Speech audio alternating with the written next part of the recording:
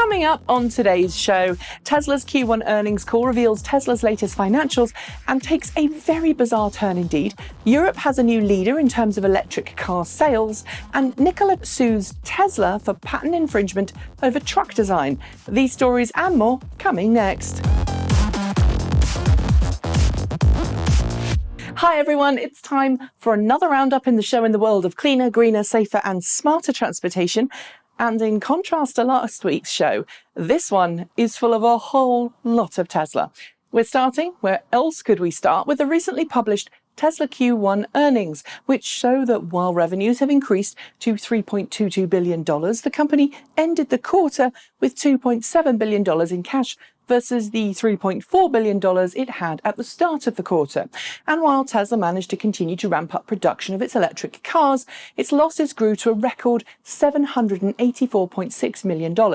That's $4.19 per share if you're interested. But what perhaps caught everyone's attention wasn't the balance sheet, which wasn't so bad, but the way in which Tesla CEO Elon Musk snubbed analysts in the Q1 earnings call, calling their questions boring and choosing instead to answer a string of questions posed by a 25-year-old called Gally Russell, a self-confessed Tesla fan, retail investor and YouTuber. It's one thing to snub journalists in a wider context, but when the purpose of the call is to discuss financial results and is put on specifically for financial types, it seems a little bizarre that Musk chose to do this. Following the call, Tesla's shares tumbled, losing nearly $30 a share on Thursday morning before recovering a little before the end of the day. That said, Musk did let quite a few carrots dangle during the earnings call as usual, including claiming that Tesla's Model 3 battery cells are the highest density cells used in any electric vehicle and use far less cobalt than any competing cells.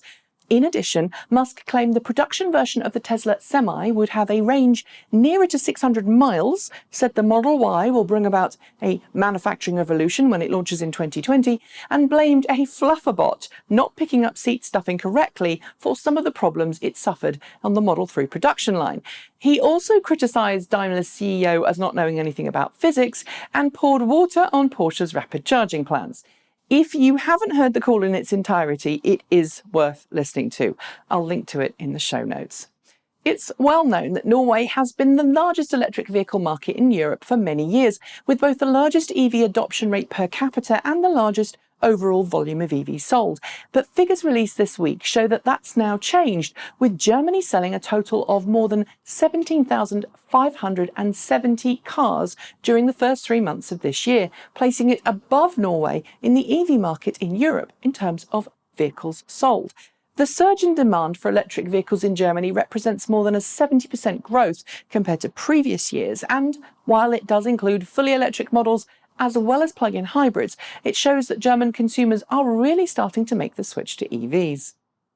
This year, we've covered a lot of stories about autopilot and other semi-autonomous vehicle incidents, often ones which result in a collision, injury, and occasionally death. But late last week, a UK man was banned from driving for 18 months after being caught sitting in the passenger seat of his wife's Tesla Model S while it drove itself, driverless, along the M1, which happens to be one of the UK's busiest motorways. It's probably a good point here to remind you all that autopilot and other similar features, while very impressive, aren't substitutes for human drivers yet. And if you're using a car with those features, you should make sure someone is behind the wheel at all times, alert and ready to take over. Don't be the person who spoils it for everyone else, eh? Back at the start of this year, the lovely Kate Walton-Elliott and I got to see firsthand the concept version of the Kia Niro EV, an all-electric version of Kia's popular compact crossover. At the time, Kia said the Niro EV would likely have a range of 238 miles per charge, but this week we've learned that it's now been revised to 235 miles, which is 378 kilometres, if you were wondering, per charge. It's also released information about the 2 battery packs it hopes to offer customers, a 39.2 kilowatt-hour one with 2018 Nissan Leaf-like range, and a larger 64 kilowatt-hour one that gives the aforementioned 235-mile range. Sadly, though, Kia isn't expected to offer the smaller battery option in the US, effectively cutting off a more affordable entry-level model from the market. In the world of future transportation, there are often interesting patents filed by car companies eager to protect their IP from a rival firm. And usually those patents filed, while sometimes an interesting insight into what could be coming down the pipeline, generally never make it into a production vehicle, which is where we're going to put this bizarre patent from Ford.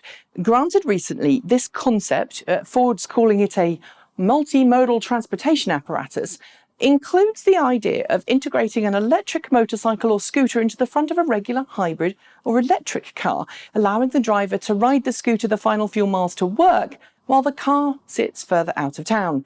It's a bizarre patent, and given that it was applied for 18 months or more ago, isn't something I'm going to expect seeing on the road anytime soon. What do you think? With autonomous vehicle technology getting ever closer to production vehicles, there's something of a discussion going on as to how autonomous cars should behave on the road. Initially, autonomous cars were super cautious, causing other road users to take advantage of them. Then they became a lot more aggressive, behaving more like human drivers. But now there's a new study going on in the UK where an insurance company has partnered with an Oxford University spin-off to gather and share data from 3 autonomous cars operating in and around Oxford. The goal? To see if insurance companies can help software companies and automakers design the safest autonomous vehicle algorithms they can, ensuring the cars drive in a responsible but confident way that avoids accidents, keeps passengers comfortable, and avoids other road users taking advantage of robot cars. It's going to be interesting to see what the results of this collaboration are, and as always, I'll share them if I get them. We head back to Tesla with the next story, and news of a $5 million court settlement, which, if approved, could see Tesla paying owners of Tesla cars fitted with enhanced autopilot packages somewhere between $20 and $280 each. The reason? When Tesla made the switch from Autopilot version 1 hardware to Autopilot 2 hardware, or the so-called enhanced autopilot hardware that would one day make all new Teslas capable of fully autonomous driving, owners of Autopilot 2.0 cars discovered that it was taking Tesla far longer to develop its own autopilot hardware, meaning that features rolled out into cars with Autopilot 1.0 hardware took a lot longer to reach Autopilot 2.0 cars. The amount owners can claim does depend on when and where the car was purchased. Sticking with Autopilot and Tesla just a little longer, Musk confirmed this week that negative media coverage of accidents involving Autopilot-equipped cars results in a noticeable drop in Autopilot use among its fleet. Overall, there's a steady increase in the number of miles people are driving with Autopilot engaged, with 1/3 to a half of all highway miles in some parts of the US being autonomous. But the dips show Tesla does still have some work to do when it comes to customer communication, and does nothing to curb Musk's mistrust of anyone who asks questions of advanced driver assistance systems. To prove how safe Autopilot is, Musk says Tesla will soon start publishing quarterly statistics on accidents and accident prevention, something that he says will unequivocally prove how safe Autopilot is. I can't wait to see it. Today's show is strangely full of legal action, and this next story is no exception. That's because 16 US states and the District of Columbia have officially sued the US EPA for proposing a rollback of vehicle emission rules for 2022 through 2025. The court case was brought after EPA Administrator Scott Pruitt said that previous standards for that period, which were reviewed and upheld in 2016 by the EPA under the previous administration, would be ignored. The states filing against the EPA say they're not looking to pick a fight with the current administration, but they note that when the stakes are so high, both for the nation's health and economic prosperity, they really have no choice. The Dieselgate scandal, in which Volkswagen purposely built cars with so-called emissions cheat devices to get around emissions regulations, may have happened nearly 3 years ago, but it's still giving stories today. On Thursday, it claimed its latest victim, former Volkswagen brand CEO Martin Winterkorn, who was Volkswagen CEO when the company admitted it had been acting illegally. According to reports, the charges against Winterkorn were first made in March, but kept secret until they were unsealed on Thursday. As the highest level executive to be charged to date, this is going to be a very interesting story to follow, so as always, when I have more, I'll share. Uber may be out of commission with its autonomous vehicle ride-sharing service, but this week Aptiv, formerly known as Delphi, launched a new autonomous vehicle ride-sharing service in Las Vegas, Nevada, with Uber's biggest rival, Lyft. Interestingly, however, unlike similar projects, Aptiv's self-driving cars will be accessible via the Lyft network and should be no different to riding in any other Lyft. However, you do have to opt in to take part in the program, but you can hail them just like any other car. Having seen one of these cars in the metal on the Las Vegas Strip, I can certainly say they seem extremely competent, so I'm excited to see what happens next.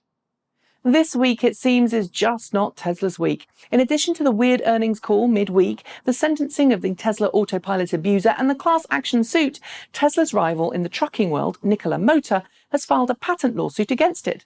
According to the papers, Nikola says that Tesla infringed on its fuselage design, wraparound windshield and mid-entry door, all of which it has patents for.